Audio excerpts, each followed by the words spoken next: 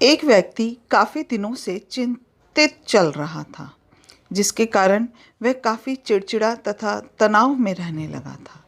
वह इस बात से परेशान था कि घर के सारे खर्चे उसे ही उठाने पड़ते हैं।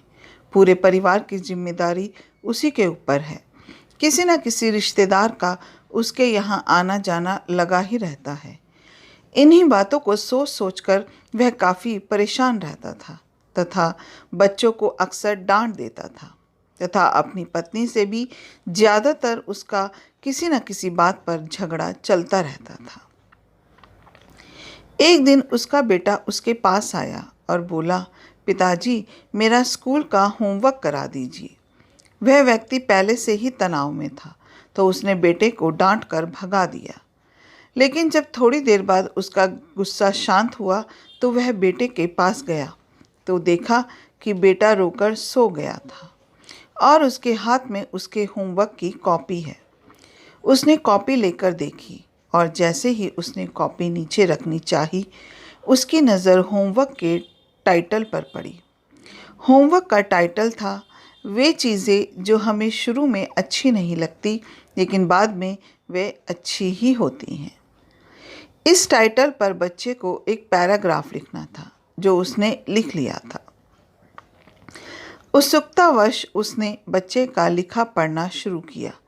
बच्चे ने लिखा था, मैं अपने फाइनल एग्ज़ाम को बहुत धन्यवाद देता हूँ, क्योंकि शुरू में तो ये बहुत अच्छे नहीं लगते, लेकिन उनके बाद स्कूल की छुट्टियाँ पड़ जाती हैं। मैं खराब स्वाद वाली कड़वी दवाइयों को बहुत धन्यवाद देता हूँ, क्योंकि शुरू में तो ये कड़वी लगती हैं, लेकिन ये मुझे बीमारी से ठीक करती हैं।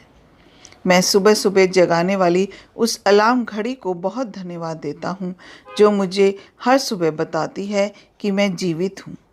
मैं ईश्वर को भी बहुत धन्यवाद देता हूँ, जिसने मुझे इतने अच्छे पिता दिए, क्योंकि उनकी डांट मुझे शुरू में तो बहुत बुरी लगती है, लेकिन वो मेरे लिए खिलौने लाते हैं, मुझे घुमाने ले जाते हैं और मुझे अच्छी अच्छी चीज़ें खिलाते हैं। और मुझे इस बात की खुशी है कि मेरे पास पिता हैं, क्योंकि मेरे दोस्त सोहन के तो पिता ही नहीं हैं। बच्चे का होमवर्क पढ़ने के बाद वह व्यक्ति जैसे अचानक नींद से जाग गया हो। उसकी सोच बदल सी गई। बच्चे की लिखी बातें उसके दिमाग में बार बार घूम रही थी, खासकर वह लास्ट वाली लाइन। उसकी नींद उड़ गई थी। फिर वह व्यक्ति थोड़ा शांत होकर बैठा और उसने अपनी सारी परेशानियों के बारे में सोचना शुरू किया। मुझे घर के सारे खर्चे उठाने पड़ते हैं। इसका मतलब है कि मेरे पास घर है और ईश्वर की कृपा से मैं उन लोगों से बेहतर स्थिति में हूँ जिनके पास घर नहीं है। मुझे पूरे परिवार की जिम्मेदारी उठानी पड़ती है। इसका मतलब है कि मेरा परिवार है, बीवी बच्चे हैं और ईश्वर की कृपा से मैं उन लोगों से ज़्यादा खुशनसीब हूँ जिनके पास परिवार नहीं है और वो दुनिया में बिल्कुल अकेले हैं। मेरे यहाँ कोई ना कोई मित्र या रिश्तेदार आता जाता रहता है। इसका मतलब है कि मेरी एक सामाजिक हैसियत है और मेरे पास मेरे दुख सुख में साथ देने वाले लोग हैं। हे मेरे भगवान, तेरा बहुत बहुत शुक्रिया। मुझे माफ़ करना, मैं तेरी कृपा को पहचान नहीं पाया। इसके बाद उसकी सोच एकदम से बदल गई।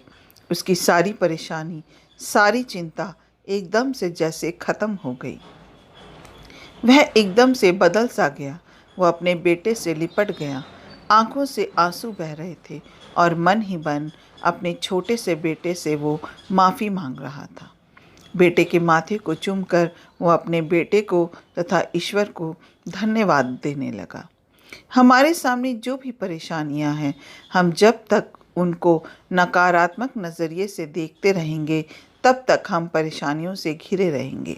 लेकिन जैसे ही हम उन्हीं चीज़ों को, उन्हीं परिस्थितियों को सकारात्मक नज़रिए से देखेंगे, हमारी सोच एकदम से बदल जाएगी। हमारी सारी चिंताएं, सारी परेशानियां, सारे तनाव एकदम से ख़त्म हो जाएंगे और हमें मुश्किलों से निकलने के नए नए रास्ते दिखाई देने लगेंगे। अपना कीमती समय देने के लिए दिल से शुक्रिया। अगर आपको ये कहानी अच्छी लगी हो तो एक लाइक ज़रूर कीजिएगा, शेयर कीजिएगा और मेरे चैनल को सब्सक्राइब करना मत भूलिएगा। फिर मिलते हैं एक नई कहानी के साथ। जय हिंद।